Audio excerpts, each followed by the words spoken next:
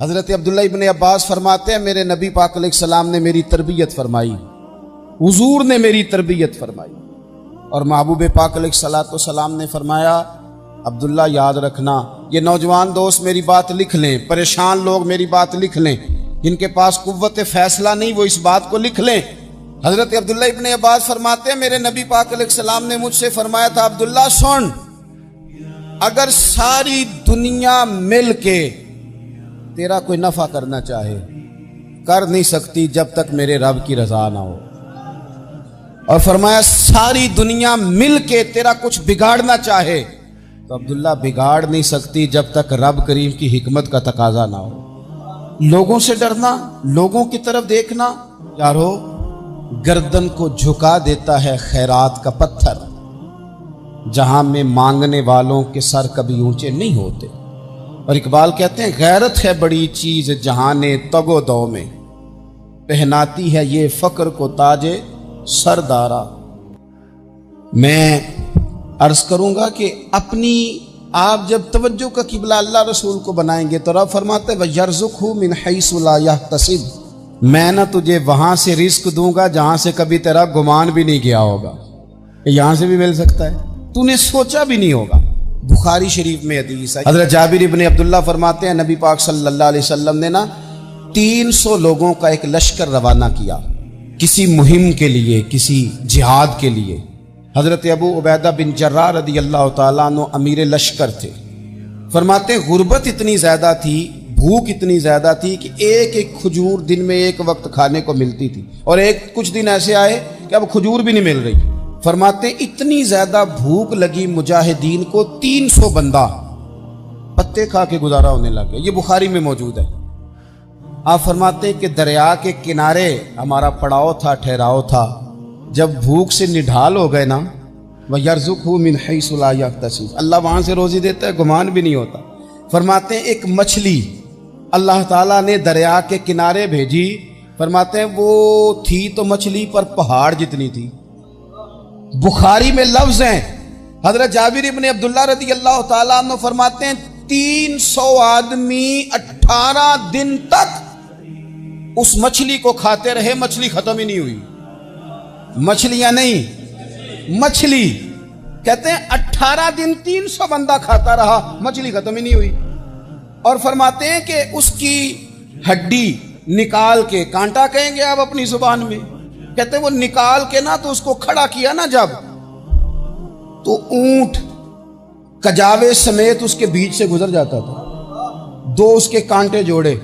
فرماتے ہیں وہ اس کا گوشت ہم کھاتے تھے اور اس کی چربی بطور تیل کے ہم جسموں پہ ملتے تھے، بیماروں کو اس سے سکون آتا تھا، تندرستی شفا ہوتی تھی۔ فرماتے ہیں ہم کھایا بھی ہم نے، اور کچھ لے کے ہم مدینے بھی گئے، اور قربان جائیں نبی پاک نے بھی اس میں سے کھایا۔ ہم نے عرض کی حضور یہ معمہ کیا ہے، یہ ماجرا کیا ہے؟ تو محبوب نے فرمایا تمہارے پاس غذا نہیں تھی، رب نے تمہارے لیے بندوبست کیا ہے، اللہ نے تمہیں دیا ہے۔ اس پر ایک اور بات عرض کر دوں، صحیح بخاری سے، مسلم سے ایک اور بات، کچھ چیزیں ایسی ہیں جن سے اللہ کی مدد آتی ہے، مدد ملتی ہے۔ ایک چیز ان میں سے ایسی ہے جس سے بہت مدد نازل ہوتی ہے، وہ ہے کہ جب رب آپ کو دے نا تو پھر آپ بھی اس کے رستے میں دیں، پھر مدد آتی ہے، پھر اور آتا ہے۔ بخاری مسلم میں حدیث ہے، یہ زیادہ ہی توجہ طلب امر ہے، اس پر آپ غور کریں گے۔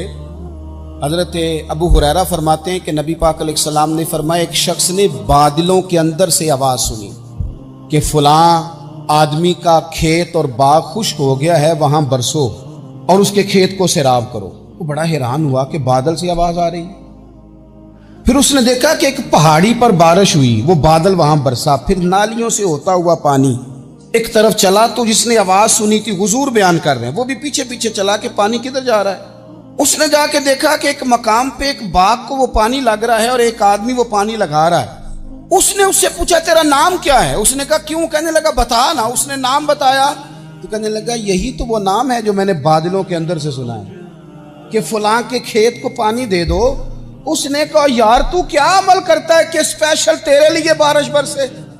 یہ بخاری پڑھ رہا ہوں، سیاستہ سے حدیث عرض کر رہا ہوں۔ اس سے پوچھا تو کیا کام کرتا ہے کہ جناب اللہ تبارک و تعالیٰ کا حکم کرم آیا کہ خاص تیرے لیے پانی برسے اور تیرے کھیت کو سیراب کرے؟ تو اس نے کہا چھوٹا ذمہ دار ہوں، پر جب فصل اگتی ہے تو 3 حصے کرتا ہوں، ایک حصہ اپنے بال بچوں پہ، بہن بھائیوں پہ خرچ کرتا ہوں، ایک حصہ پورا، اور ایک حصہ دوبارہ کاشتکاری پہ لگاتا ہوں، اور تیسرا حصہ خالص میں نے مسکینوں، یتیموں اور غریبوں کے لیے رکھا ہوا۔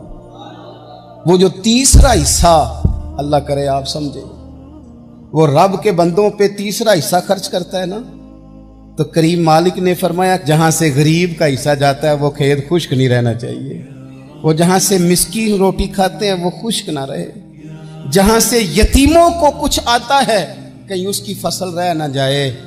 میں اور آپ بھی اگر اپنے مال میں مسکینوں، یتیموں، غریبوں کے حصے رکھ لیں گے تو فصلیں خشک نہیں رہیں گی، ان کے اندر تازگی آئے گی، نور آئے گا، کرم آئے گا، خاص کر خدا کی رحمت برسے گی۔